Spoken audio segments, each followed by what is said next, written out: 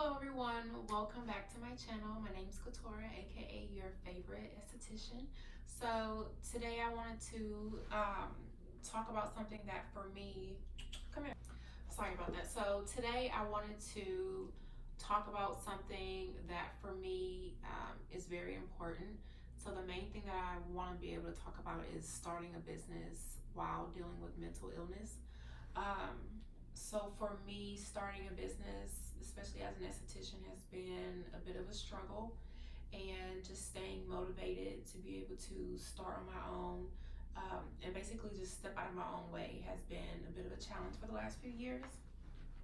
So when I was younger, I would say roughly around maybe like late middle school, I ended up being diagnosed with depression, and I didn't really see how much of an issue it was really going to be. I mean, I wasn't really the most optimistic child, just growing up with different issues within myself, and then different issues that I had with my family, and then just bouncing around all the time. It just made it to where I became more so antisocial, and I just bottled a lot of things in. So I didn't really see how that would be able to affect me from a business aspect until I got older, and I kind of figured out what I wanted to do in my life. And so having a business has always been something that was important to me ever since I was very young, because I had a conversation with my dad, and he told me about how there was this business that he wanted to be able to have. And so for me, it stuck with me because I never really thought of having a business as an option. So once I figured out that it was an option and that I didn't really have to do what everyone else normally does, which is, to graduate, go to college, get into a bunch of debt, and then just hope that you have some type of future once you graduate, I just figured out, okay, well, I don't know what I want to do when it comes to having a business, but eventually I'll get there, and then I'll just kind of know what I want, like what I feel is my path. So with all that being said, as a kid, I had acne, and I feel like that kind of played into me not being a very confident child. It made me pretty insecure because I had very bad acne that was primarily on like my face, my chest, and my back. So even in the summertime, I used to wear like a hoodie or like a sweatshirt just to be able to at least cover up to here. I didn't really care about how hot it was outside. Like it got to the point to where I would even be sweating, like outside of my hoodie or like my sweatshirt, and I just didn't really care because for me that was better than being exposed. I used to not even want to go swimming. I used to not really wear halter tops, spaghetti straps, things like that. And so all that played into just me not having confidence in myself, and then me feeling like I didn't have a good support system. It really just made my depression worse. And when I got older, like I'll just say around now. So now I started noticing that now that I've decided, okay, I'm an esthetician, thanks to me having acne and then learning about the possibility of being an esthetician, I went ahead and graduated, got my aesthetics license 2 years ago at Lone Star Community College. And once I graduated, I said, okay, my goal is to become my own boss, to be able to really just motivate other people who, whether they want to follow my path or not, but for them to be able to know that it is possible, and to become more so of an educator for our youth. And so once I went ahead and made that decision, I said, okay, well, I need to be able to work somewhere where there's, a high importance on customer service and etiquette and just the entire protocol of dealing with certain clients from a certain demographic. And so I decided to work at a luxury hotel. So that's where I am right now. and I'm transitioning from there into, as you can see, like just having services for my own clients. And I never really knew how much stress that I would really have to go through with the reality of having to put myself out there for other people to notice me. And as a child, I hopped from school to school, so after a while, I just stopped really trying to make an effort in making friends, and that really stunted my growth when it came to being social and how to deal with social environments, and just growing into myself and my own personality. So what I've learned as time went by is I'm a little bit awkward, and I tend to like freeze up or not even want to go out and be active with people. So that's really going to hinder me, honestly, if I want to be able to have my own business. And if you're naturally introverted like I am, then you have to be able to be realistic with yourself on whether or not being an entrepreneur is going to be beneficial for you.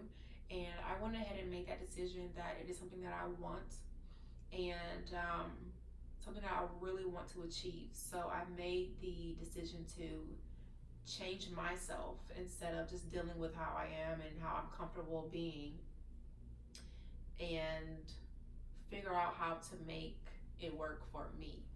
So I started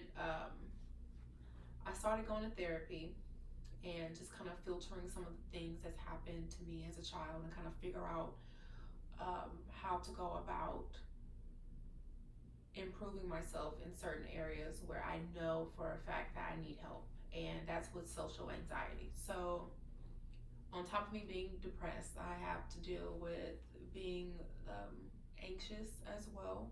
And then also, my family has a past of schizophrenia and anxiety. So, I'm somewhat familiar with it, but not too much. Um, if you know me, I'm pretty reserved, so you might not think of me as an anxious person. You might not think of me as being depressed and things like that, because I don't really express myself, but it is something that I'm willing to say now. I have these things, and just the effect that it is having on me trying to move further in my life. So, if you're dealing with mental illness, or if you deal with depression, anxiety, things like that, just know that um, it is going to be a bit of a challenge, but you have to be able to acknowledge and admit that you do need help, and really not let it just hinder you so much, and then just challenge yourself too, because at the end of the day, I could sit here and say, okay, well, I want to be an entrepreneur, I want to have my own business, but I really don't like talking to people. That's just not my thing, so I'm just not going to do it. And then 10, 20 years down the road, I can sit back and think, well, I'm still alive now, every single day has passed by, and I wish that I would have just moved forward, and I wish that I would have just continued every single day, no matter how awkward I seemed at first, no matter how much I would stutter, or like stumble, or like sweat, or like get nervous, or just like choke up on my words, or no matter how many times that I had like high anxiety having to approach a new person and say, hey, my name's Katora, I'm an esthetician, here's what I do, here's my business card, let's do business together, or I would love to be able to provide you with excellent service, just all those type of things. I would rather say that I got out of my own way than to look in the future and just regret me not following my passion. So that's really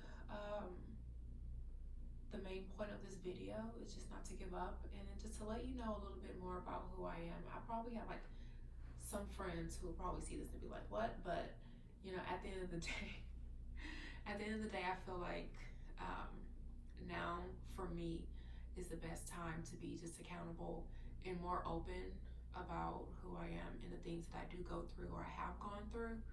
Um, Now, I will say, when it comes to dealing with depression and anxiety, I do go to a psychiatrist as well, and I take medication. So I am on Wellbutrin as well as Prozac. I was prescribed Prozac years ago when I first was diagnosed with depression, but I didn't really like the zombie-like effect that it had on me. But after going back recently, a few months ago, and I kind of just told him how I felt about being on Prozac, and he just reassured me how the process works when it comes to taking medication, and how long it takes for you to get the actual effect when it comes to the way that your brain processes the medication. So I will just kind of see how that works. I'm not really going to do an update unless it is requested. So if you do want to get an update on how everything is going with my medications, um, as well as like my social anxiety, things that I do to put myself out there, feel free to let me know. But